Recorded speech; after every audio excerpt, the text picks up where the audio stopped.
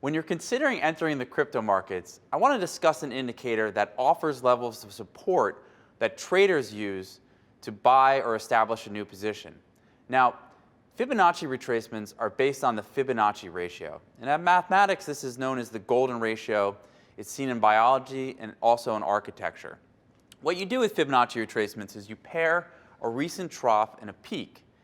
And you divide this distance by the key Fibonacci ratios of 23.6, 38.2%, 50%, 61.8%, and 100%. And these give you key levels of support. Now, I'm going to show you how to draw these Fibonacci ratios, and let's go over some charts to outline that right now. Now, the first Fibonacci retracement chart we're going to look at is a chart of Bitcoin versus the US dollar. It's a daily chart, and the exchange is Coinbase. Now, this is a chart of when Bitcoin reached its peak of 20,000 in December of 2017. And I want to just show you how well these Fibonacci retracements held. The first level of 38.2%, this pullback, held as kind of a short-term support on the drop.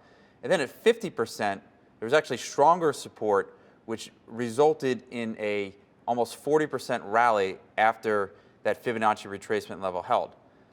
However, if you look at this chart of Bitcoin, you'll notice another pattern that's going on here. You've got your classic head and shoulders pattern, and then once this neckline was violated right here, there was more sell-off that occurred. So this chart of Bitcoin retraced all the way, almost all the way to its 100% level. And then on the way up, these Fibonacci retracements, which once were support, are now resistance. So this level here, which held as support at 61.8% at about 10,800, then became an area of resistance. So you'll note that not only do these Fibonacci retracement levels work on the downside, but also on the upside as well. They serve as kind of a resistance point. Now, I'm asked the question, why do these Fibonacci retracements seem to work? They just sound like magic numbers. And the truth is they work because people believe they work, and so it becomes self-fulfilling. So look at this chart of Ethereum versus the US dollar. It's a daily chart. It's on Coinbase. This is a similar time period to when Bitcoin hit its $20,000 high and pulled back. This is early 2018. You'll notice that Ethereum peaked at around 1,400 and then dropped to about this 50% retracement level on the Fibonacci numbers before bouncing, but then the 23.6% ratio acted as almost as a resistance level. Again, this is a classic head and shoulders chart where the head happened at 1,400, you had a right shoulder around the $1,200 level, and then the neckline, which was once support, was quickly broken, and that led to lower prices. So on this chart of Ethereum, what I'm looking at is a 100% retracement from the highs in Ethereum. Remember, support then turns into resistance in the future. So this price level right here at 983 then became resistance when Ethereum bounced off the low. And I want you to consider that, and the reasons for this is that people who had been buying at this support level are now breaking even when it gets back to this price. So in order for them to break even on the trade, they have to become sellers, and that creates a resistance level here in Ethereum. So I'd like to illustrate that not only do these patterns hold for Bitcoin and Ethereum, but they hold for other altcoins as well. And you can basically apply them to any crypto asset you're trying to analyze where to buy and what's a good entry point. So this is a chart of NEO versus the dollar. Again, it's a one-day candlestick. This is kind of the 30,000-foot view. If you want to zero in closer, you choose a 4-hour or maybe a 15-minute time frame. But I like to take the long view. And this is on the Bitfinex exchange. Now, this was the swing low here at NEO, and I paired it with the swing high here at about $198. And you'll notice this chart looks similar to Ethereum and Bitcoin, the two we just reviewed. You've got a head here, a shoulders here, and support happened at this 50% retracement level.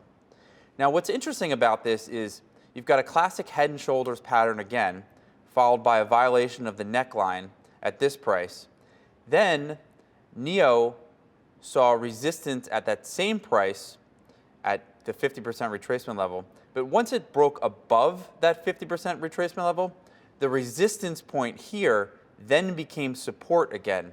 So you'll notice when you're trading and you're investing in crypto assets, how these levels are key because they swing between a place where you want to buy the crypto asset and a place where you want to sell the crypto asset. So this level on NEO, this 50% retracement from the early January highs, is now becoming a support level. And so if you're a buyer of this, this is the level that, or the price level you want to buy it at. Now let's look at some moving average crossovers, which can also serve as entry points. Now the first chart we're looking at here is a chart of Bitcoin versus the dollar, and each candle represents 240 minutes or 4 hours of time. This is on the Bitfinex exchange. Now I've drawn two exponential moving averages already on this chart, the 20-day and the 50-day. The 50-day is in yellow and the 20-day is in blue. Now the key levels here are when the 20-day moving average crosses below or above the 50-day. So you've got a cross right here where the trend shifts, and this signifies a time that you should be selling whatever crypto asset you're looking at. And in fact, once this moving average crossed, you saw a 40% or almost 50% pullback in Bitcoin till the bottom. Now I've said this before, when these moving averages diverge, if you're in a position, this is time to get out. You don't want to wait until the moving average crosses over again at this point. I think if you have a huge divergence between the moving averages, that means that the short term is extended, which happened down here. So when the moving averages are this wide, it's time to take a profit if you're short. Now on the flip side, if you want to buy, you want to do it when the 20-period moving averages crosses above the 50-period moving averages. And I've signified this with this arrow right here. So this happened at a price level about 8,600 on Bitcoin, and it carried it to about 12,000. So if you're doing this trade, it's about a 30 or 40% return in just a very short period of time. And one of the reasons why it's important to wait until the trend changes is because you might get some false signals down here that the trend has changed. And I think in trading it's important to think between the 30-yard lines. You don't always want to have to play between the 100-yard line on one end and the 100 on the other end. The highest probability trades are going to occur just in between the 30-yard line. So this is a good illustration of that. Now the next chart, another moving average, is Bitcoin versus the dollar.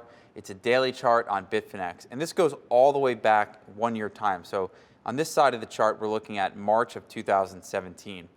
And the first thing you'll notice is that Bitcoin had an incredible move last year. And listen, anyone who bought Bitcoin in the last year and held on looks like a genius because the chart just went up and up and up. We've gone through one of the greatest bull markets of all time. But if you're just following this trend trading strategy and buying when the moving average actually crossed over, that would have gotten you long down here in Bitcoin, which is below 1,000, and would have told you to sell when it crossed over on the other side, which is 13,000. So you're looking at a 1,300% move when the trend was never violated. So if you're thinking about a long-term strategy and using moving averages, you might want to consider using these moving average crossovers.